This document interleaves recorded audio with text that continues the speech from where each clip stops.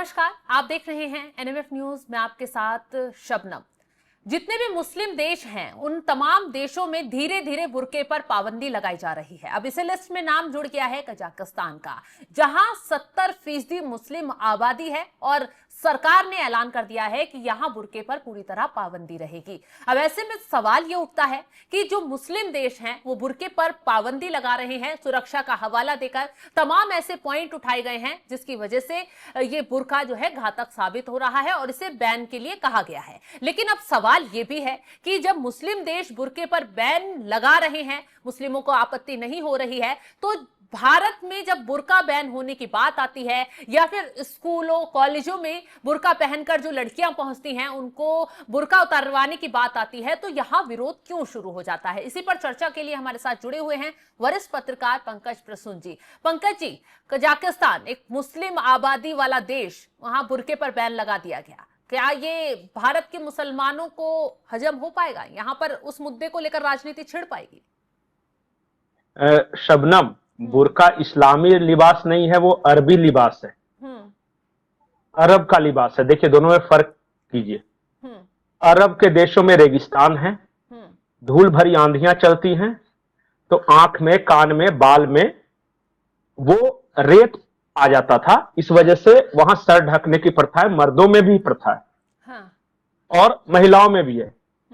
तो वो क्या हुआ है ना कि अरब के कल्चर को और इस्लाम के कल्चर को ऐसा इंटरमिक्स कर दिया है कि पता ही नहीं चलता कि अरबी कल्चर क्या है, इस्लामिक कल्चर क्या है। जिन देशों में हमेशा बारिश होती है उन देशों में चेहरा इस तरह थोड़ी ढकेंगे। वहां तो बारिश से बचने वाला कपड़ा पहनेंगे ना। मैं बार बार बोलता हूं, कहीं के खान पान, कहीं का पहनावा और कहीं का कल्चर अगर समझना हो तो वहां की टोपोग्राफी से समझिए, वहां के मौसम से समझिए। ये आप कोई भी मुस्लिम विद्वान बता दे ये अरबी लिबास है या इस्लामी लिबास है। इस्लाम में तो कहीं जिक्र ही नहीं है बुर्के का। हाँ, वो अरब का है। देखिए है कि आप सर ढको, चादर, एक चादर नहीं, वाला लिबास होता है उसको पहनो। एक तहजीब से रहो। तो अपने यहां सर ढकने में तो पल्लू से भी तो ढक लेते हैं ना। सर ढकना तो सर ढकने से मतलब है। वो यहां की 40 डिग्री टेम्परेचर में जेठ की दोपहरी में पूरा काला कपड़ा पहनकर निकलना जरूरी नहीं है, गर्मी होती है उससे। और उससे कोई, देखिए वहां एक है कि तहजीब से, ढंग से, संस्कारी तरीके से कपड़े पहनना, ऐसे कपड़े ना पहनना जिससे सामने वाला भी अनकंफर्टेबल हो और फिर वो जो कि सोशल डिकोरम के खिलाफ हो, इतने से मतलब है। और किसी भी मैं एक बार बताता हूं कि आप इस्लाम के जिस कल्चर को लेके भारत में झगड़ा हो, देखिए वहां पानी की कमी थी, अरब में थी, तो वहां पानी बचाने का सारा कल्चर, जैसे वजू, कि पानी वहीं आए वहीं आ जाए, क्योंकि वहां प्रिजर्व करना था। अब ये सप्त सिंधु 7 नदियों वाले देश में वजू करना जरूरी नहीं, यहां बढ़िया से नहा वहा के फ्रेश करके आप पूजा पाठ कर सकते। आप तर्क समझिए। हमारे यहां जो है इंडिया में और खास करके इस इलाके में तार के पत्तों पर ताम्रपत्र पे लिखी गई भाषा, इसलिए उस भाषा गोल गोल करना पड़ता था लिखने के लिए। वहां रेत पे लिखने के चलन हो, इसलिए आड़े तिरछे लाइन खींचते थे ताकि दिख जाए। ये होता है वो।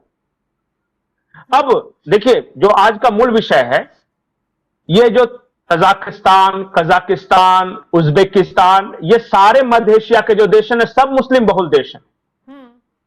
लेकिन सबने ये कहा है कि हमें कजाक कल्चर को प्रिजर्व करना है या उज्बेकी कल्चर को प्रिजर्व करना है। हमें अरबी कल्चर अपने देश में क्यों थोपे? इस्लाम है, मुसलमान हैं, लेकिन जरूरी नहीं कि जो सऊदी में कपड़े पहनते वो पहन के घूमेंगे तभी हम मुसलमान माने जाएंगे, तभी हम मुसलमान माने जाएंगे। तो इस बात को लेकर वहां जागरूकता भी बढ़ रही है और इन तमाम मुस्लिम देशों में बुर्का, हिजाब आदि पे प्रतिबंध लगा दिया गया और कहा गया है कि आप उज्बेकी कपड़े पहनो। वो भी बहुत अच्छा है। कभी उज्बेकी कपड़े आप गूगल में टाइप कीजिए, या कजाक का जो कल्चर है वो अपना है, वहां के क्लाइमेट के अनुसार, वहां के टोपोग्राफी के अनुसार है। देखिए, ये तो जाहिल लोग हैं ना जो कहते हैं कि हर जगह हम एक ही कल्चर फॉलो करेंगे। अब मैं बताता हूं आपको उदाहरण कि मान लिया कि हमारे यहां मौसम अच्छा रहता है, जमीन पे बैठ के खाना खाने की परंपरा थी। और इंग्लैंड में बर्फबारी होती है, सीलन होता है जमीन पे, तो वहां टेबल पे बैठ के खाना खाने की परंपरा थी। अब कोई भारत में भी जबरदस्ती कहे कि हम डाइनिंग टेबल पे ही खाएंगे, हो ही और रहा है। अगर कोई इंग्लैंड में, और अगर इंग्लैंड में जाके वो कहे कि अब हमारा परंपरा तो इंडियन है इसलिए हम ये सीलन भरे और बर्फ जहां पड़ रहा है उस पर हम जमीन पे बैठ के ही खाएंगे, तो वो दोनों बेवकूफ हैं। ये होगा ही नहीं पॉसिबल। आप समझिए, इसलिए मैं किसी चीज को रिलीजन से नहीं देखता हूं, कहीं के खान पान को देख लीजिए। निश्चित तौर पे समंदर के किनारे रहने वाले मछली खाएंगे ही खाएंगे, क्योंकि उनके यहां वही अवेलेबल था। खाने के नाम पे जल्दी से चावल और मछली हो जाता था। तो जितने भी समुद्र किनारे वाले देश हैं या राज्य हैं, आप देखिएगा चावल और मछली वहां का मुख्य भोजन है। पहाड़ के रहने वाले जो पहाड़ी इलाकों में रहेंगे वो मीट खाएंगे, मटन खाएंगे, क्योंकि बकरियां वहां आसानी से हो जाती थी।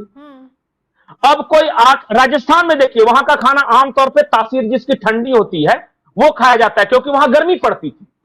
वहां ज्वार बाजरा मक्का ये सब खाएंगे। अब कोई ये कहेगा कि मेरे कल्चर में खाना ये है और इसलिए मैं रेगिस्तान के 40 डिग्री तापमान में वही मछली और चावल मंगाऊंगा जो कि मैं खाता हूं क्योंकि मैं आंध्र प्रदेश का रहने वाला हूं, तो ये बेवकूफी है। वो हाँ, ये तो किसी बात का तो इसी तरह लेकिन पंकज जी, इस्लाम में भी वही बात है। हाँ, ये जो नकाब है या बुर्का है ये सब जो है ना, वहां पे मैंने बताया ना कि वो क्योंकि धूल भरी आंधियां चलती थी तो वहां मर्द हो या औरत दोनों वो पहनते थे। अब अपने यहां का कोई बेवकूफ यहां के मौसम में अरबी कपड़े पहन के घूमने लगे कि मैं मुसलमान हूं इसलिए यही पहनूंगा, तो वो बेवकूफी कही जाएगी ना। बिल्कुल। लेकिन यहाँ तर्क तो से ये जब बोला जाता समझेंगे है ना तो कि हमारी स्वतंत्रता को छीना जा रहा है, हमारे धर्म पर प्रहार किया जा रहा है। अरे कोई नहीं किसी पे प्रहार करता शबनम। जानते हैं किसको इतना टाइम है कि दूसरे, और अच्छा बताइए, स्कूलों में यूनिफॉर्म पहनने से अगर इस्लाम पे खतरा आता तो इस्लाम का ईमान इतना कमजोर है क्या कि यूनिफॉर्म पहनने से खतरा आ गया? आजकल तो हर छोटी मोटी बात पे हिंदू सिख इस्लाम सब पे खतरा ही आ जाता है। थोड़ा सा कुछ खा लिया, थोड़ा सा कुछ पहन लिया तो बस खतरा आ जाता है। तो राजनीतिक दुकान कैसे चलेगी अगर ये माहौल नहीं बनाया जाएगा? तो ये देखिए, राजनीतिक दुकान भी है और धार्मिक दुकान भी है। देखिए, मैं बार बार ये बोलता हूं कि एक अल्लाह का इस्लाम, एक मुल्ला का इस्लाम, हाँ, दोनों में फर्क करना सीखना होगा। बिल्कुल। आप खुद के दिमाग से भी कभी सोचना हो। हाँ, नहीं, पूरा ये जानते हैं, खुद के भी तो कुछ दिमाग लगाएंगे। मान लिया कि एक मौलाना कोई आके ये बोले कि रेडियो सुनना, म्यूजिक सुनना या टीवी देखना हराम है, कोई मान लिया कि बोल दे, तो हम ये तो देखेंगे कि आज के युग में उसके बिना जिंदगी आसान है, संभव है या नहीं है। कुछ अपना दिमाग लगाएंगे या नहीं लगाएंगे? या सिर्फ बोल देंगे कि चूंकि उसने इस्लाम के नाम पे बोल दिया तो बस लाठियां निकाल के चलना है? ऐसा थोड़ी ना होता है कहीं भी।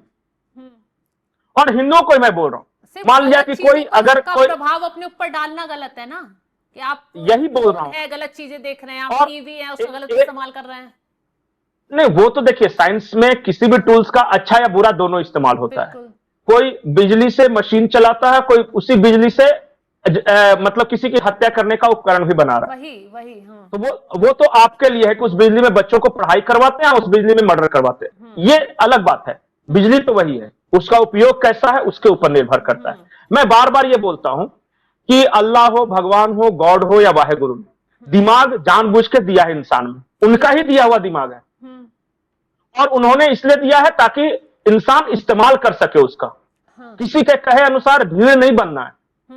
अब देखिए, दुनिया के अलग अलग देशों में ये बुर्का को लेके, मैंने बताया नहीं, ये सारे मुस्लिम देश हैं, सारे मुस्लिम देशों ने लगाया कि नहीं? और यूरोपियन नेशंस जहां का क्लाइमेट अलग है, वहां कोट टाई पहनने का, ठंडा का सीजन है ना, वहां पे ठंडक पड़ती है तो इसलिए उनका अपना लिबास है। तो आपका भी फर्ज है कि वहां जाए तो वहां के मौसम के अनुसार, वहां के कल्चर के अनुसार अपने आप को एडप्ट करें, तभी आपके लिए भी सुविधाजनक है। और हर देखिए, मैं तो इतना जानता हूं कि अगर कोई इंडियन हो या यूरोपियन हो या रशियन हो, अगर वो अरब में जाता है और वहां के क्लाइमेट के अनुसार वो ड्रेस पहनता है तो बात नहीं है। और अगर कोई अरबी आके हमारे यहां बारिश में नहाता है, मुंबई की बारिश में, तो वो बुरा नहीं है, इससे उसका इस्लाम और वगैरह मजहब या कल्चर खतरे में नहीं आता। बिल्कुल। और या फिर कोई, मैं बार बार हिंदुओं को ही बोलता हूं, मुसलमानों को बोलता हूं, देखिए कभी भी इंसान जो भगवान है ना, चाहे आप जिसको मानते हैं, वो इन सब चीजों के, छोटी मोटी चीजों से वो नाराज नहीं होता। आपकी जहनियत अच्छी रहनी चाहिए, सबसे बड़ी बात कि आपका मन अच्छा रहेगा ना, और आप अच्छे काम करोगे तो ऊपर वाला खुश होगा, चाहे वो अल्लाह हो, ये हो। और आप खूब बढ़िया से दाढ़ी बढ़ा के या टोपी पहन के या खूब ये कर रहे हैं, या दिन रात नशे का कारोबार कर रहे हैं और गलत काम कर रहे हैं, और फिर आप लड़कियों की सोचें कि तस्करी कर रहे हैं तो हाँ। और अब नहीं, जब भी मेरे पे कुछ हो जाए तो मैं एक धर्म का आड़ ले लूं। हम्म। वो एक जानते कि नहीं, उसके आड़ में बहुत लोग अपने गलत कर्मों को छुपाते भी हैं। बिल्कुल।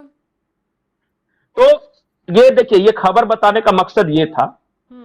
कि चाहे कजाकिस्तान हो, अफगानिस्तान हो या फिर यूरोपियन देश है, जो बुर्का बैन कर रहे हैं ना, वो हाँ। इस्लाम के खिलाफ नहीं है। हम्म। इंडोनेशिया, बताइए, सबसे बड़ा मुस्लिम मुल्क है, उसने अपने कल्चर को प्रिजर्व करके रखा है। मलेशिया ने अपने कल्चर को प्रिजर्व करके रखा है, क्योंकि कल्चर इंडियन है, आपका रिलीजन इस्लाम है। हम्म। इस बात को फर्क समझिए। हम्म। आपका कल्चर इंडोनेशियन है, आपका रिलीजन इस्लाम है। हम्म। आपका कल्चर अरबी है, आपका रिलीजन इस्लाम है। आपका कल्चर यूरोपियन है, रिलीजन क्रिश्चियनिटी है। हम्म। ये जरूरी नहीं कि हर दुनिया का हर भाग का क्रिश्चियन जो है वही कोट टाइप पहन के घूमे, भले ही जेठ की दोपहरी क्यों ना हो, पसीने से सराबोर क्यों ना हो, वो बेवकूफ माना जाता है। बिल्कुल। और हमारे यहां तो शादी ब्याहों में गर्मी के दिन में जो शेरवानी पहन के घूमते रहते हैं रोड पे, उनको हंसते हैं कि नहीं लोग? बिल्कुल हंसते हैं। हम ही किसी को देख अब ले वो एक गर्मी में कोट पैंट पहने हुए तो हम ही कमेंट करने लग जाते हैं कि बताओ इसे गर्मी नहीं लगती। यही बात होता है। तो इसलिए कहे कि बेवकूफी और रिलीजन दोनों को अलग अलग रखिए। वो आपके मन को शांत करने की चीज है, आपका स्पिरिचुअल, आपकी सोच बढ़ाए, आपका थिंकिंग ब्रॉड हो, इसलिए रिलीजन है।